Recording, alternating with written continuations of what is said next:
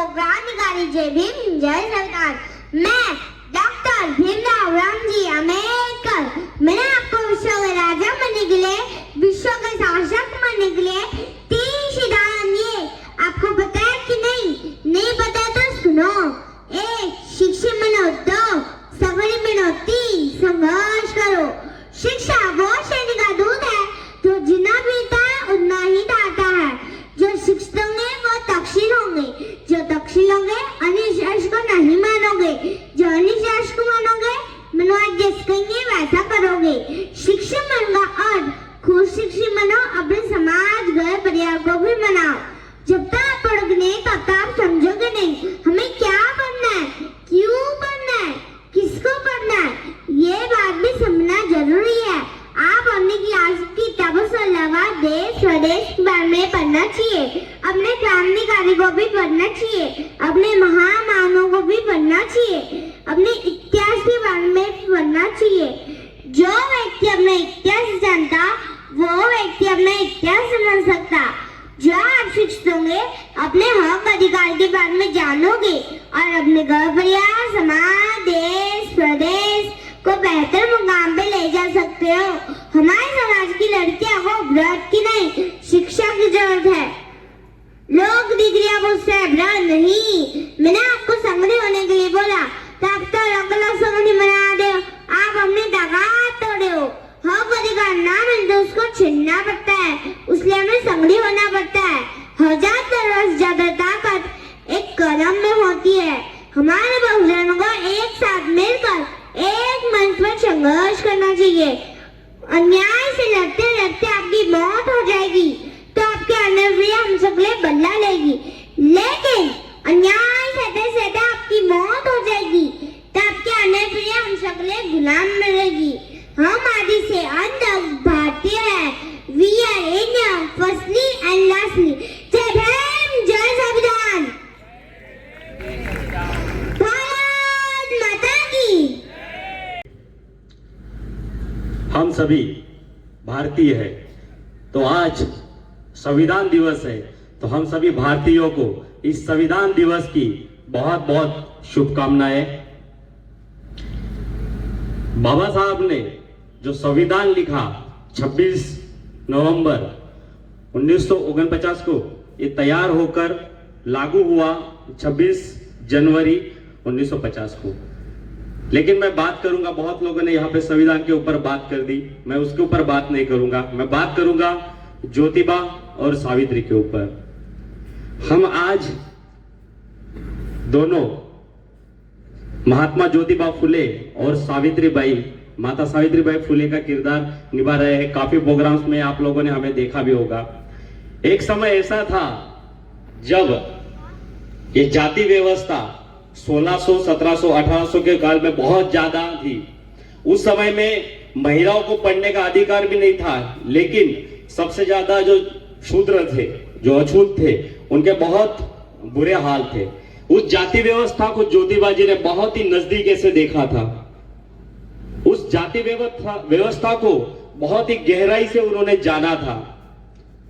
बचपन से ही उन्होंने ये सब चीजें देखते आ रहे थे।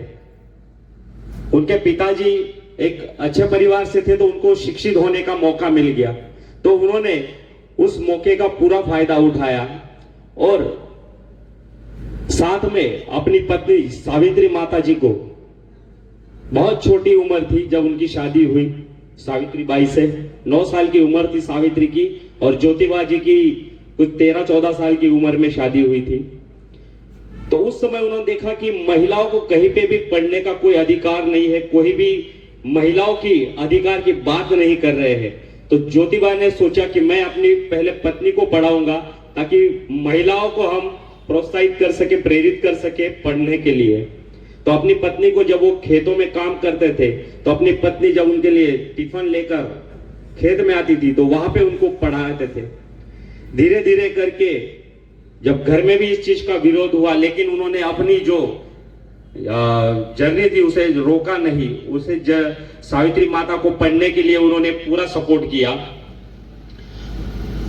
उनको टीचर बनाया एक इंस्टीट्यूट में फातिमा शेख के साथ मिलकर, अपनी वाइफ सावित्री बाई को उन्होंने टीचर बनाया और भिडेवाला में पहला उन्होंने महिलाओं के लिए स्कूल खोला। आज जो महिलाएं शायद जानती ना हो, हमें स्कूल में पढ़ाया जाता है सरस्वती की देवी दिखाया जाता है, तो कोई सरस्वती की देवी नहीं थी, ये सावित्री माता थी जिन्होंने आपको पहली बार शिक्षित होने के लिए स्कूल खोला और वहां से महिलाओं का पढ़ने का जो सिलसिला है वो शुरू हुआ। तो ज्योतिबा जी और सावित्री माता ने पहला स्कूल भिडेवाला में खुलवाया। धीरे धीरे करके ये जो संघर्ष है बढ़ता रहा। मनुवादियों उस टाइम पे उन्होंने ये सब देखा, उनको पता चला, तो उन्होंने वो स्कूल भी तोड़वाया, मारा, बहुत सारे अत्याचार किए। जब वो पढ़ाने जाते थे तो उनके ऊपर गोबर फेंका जाता था। फिर भी ये जो जर्नी थी ये रुकी नहीं, वो साड़ी चेंज करके वो बच्चों को पढ़ाने के लिए जाते थे और बहुत संघर्ष में बीतते हुए आज देखा जाए तो शिक्षण का जो पहला पाया है वो उन्होंने ही खड़ा किया था, सावित्री माता ने और ज्योतिबा जी ने। मैंने मतलब ज्योतिबा जी ने एक किताब पढ़ी थी, राइट्स के ऊपर थी, तो उसके अंदर मानव के जो अधिकार है उनके बारे में बताया गया था। उस किताब का बहुत ही ज्यादा गहरा असर था। तो उस किताब के अंदर आदमी के जो हमारे इंसान होने के जो मानव होने के जो अधिकार है उनके बारे में बताया गया था। धीरे धीरे करके उन्होंने इस जो अपने किताबों के माध्यम से भी लोगों को जागरूक करने की कोशिश की। गुलामगिरी जैसी किताब उन्होंने लिखी जहां पे लोगों को अंधकार, पाखंडवाद जो उस टाइम पे चल रहे रिवाजे थे तो उनसे बाहर निकालने के लिए उन्होंने बहुत सारा संघर्ष किया। ज्योतिबा जी ने एक ऐसे समाज की स्थापना की जिसे सत्य सदक समाज के नाम से जाना जाता है। उस समाज का उद्देश्य था कि सब लोग समानता, मानवता और भाईचारे से एक साथ रहे, सबको समान अधिकार मिले, इसलिए उन्होंने इस समाज की स्थापना की थी। बाबा साहब ने ज्योतिबा, कबीर और हमारे भगवान गौतम बुद्ध, इन्हीं से प्रेरणा लेकर आप संविधान के अंदर जितने भी अधिकार दिए हैं ये इन्हीं लोगों के प्रेरणा लेकर बाबा साहब ने आगे बढ़कर हमें सारे अधिकार दिए हैं।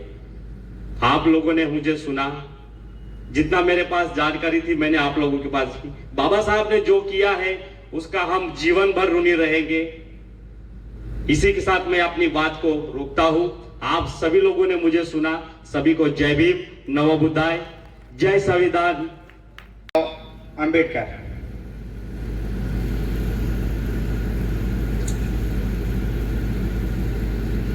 मैं उस समय की बात करूंगा जब हमारा देश गुलाम था। गुलाम दो तरह का गुलामी थी, एक तो अंग्रेजों का गुलाम था, दूसरा मनुवाद से गुलाम था। क्योंकि हमारे समाज को ना तो अच्छे से रहने की, न खाने की, न पानी की, ये सारी सुविधाएं उन्हें आसानी से उपलब्ध नहीं थी, जिसमें उस समय के संघर्ष के साथ हमने अपने बचपन के जीवन में जो संघर्ष किए उसको देखते हुए हमें स्कूल में पढ़ने के लिए स्कूल से बाहर यानी क्लास से बाहर बिठाया जाता था। फिर मैंने बहुत संघर्ष किया, क्लास के अंदर बैठने का भी मौका मिला। पढ़ाई के साथ साथ सामाजिक कार्यों को भी करना बहुत जरूरी रहता है। पढ़ाई तो दूसरी तरफ, समाज को भी साथ में लेकर चलना, ये हमारे जीवन की मूल संदेश होना चाहिए। संविधान के बारे में सभी लोगों ने बताया भी, लेकिन अब मैं जहां तक संविधान के अंदर जाने के लिए जो मनुवादी विचारधारा थी वो उसके अंदर मुझे जाने के लिए अनुमति नहीं दे सकता था। लेकिन हमारे कुछ ऐसे करीबी दोस्त थे, उन्होंने हमें उस मुकाम तक पहुंचाया, वहां तक जाने का मौका मिला, तो हमने आप सभी लोगों को यहाँ पर बैठने के लिए अवसर प्रदान किए।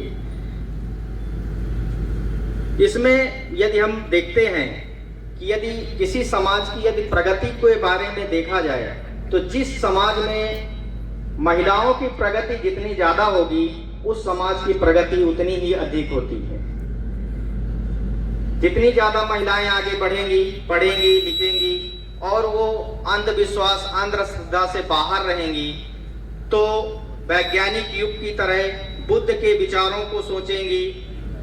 हमारे जो गुरु रहे तथागत गौतम बुद्ध और ज्योतिबा फुले, उनके जो आदर्श रहे उनके अनुसार से संविधान के एक एक अंश में सारे डाले गए हैं। उनको पढ़िए और समझिए और अपने जीवन को अच्छे स्तर पर ले जाएं।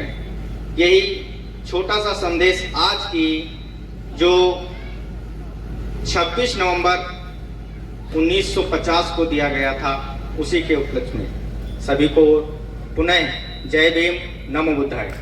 हम भारत के लोग भारत को एक संपूर्ण प्रभुत्व संपन्न समाजवादी धर्मनिरपेक्ष लोकतंत्रात्मक गणराज्य बनाने के लिए तथा उनके समस्त नागरिकों को सामाजिक, आर्थिक और राजनीतिक न्याय, विचार, अभिव्यक्ति, विश्वास, धर्म और उपासना की स्वतंत्रता,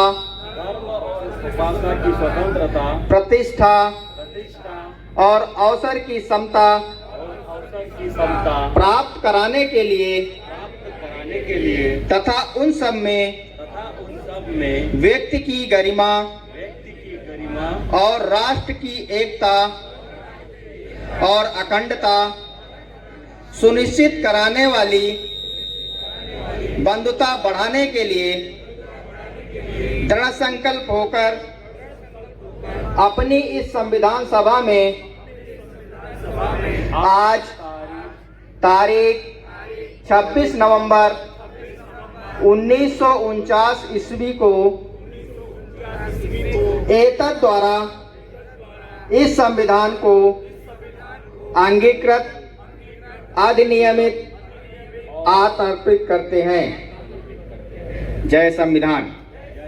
जय भीम, जय भीम, जय संविधान, जय संविधान, जय संविधान, जय संविधान, जय भीम, जय भीम। जब तक सूरज चांद रहेगा बाबा तेरा नाम रहेगा। जब तक सूरज चांद रहेगा, बाबा तेरा नाम रहेगा। जब तक सूरज चांद रहेगा, बाबा तेरा नाम रहेगा। जब तक सूरज चांद रहेगा। बाबा तेरा नाम रहेगा। जय संविधान, जय संविधान, जय संविधान, जय मूल निवासी, जय मूल निवासी, जय मूल निवासी। बोलो जय भीम, जय भीम, जय भीम।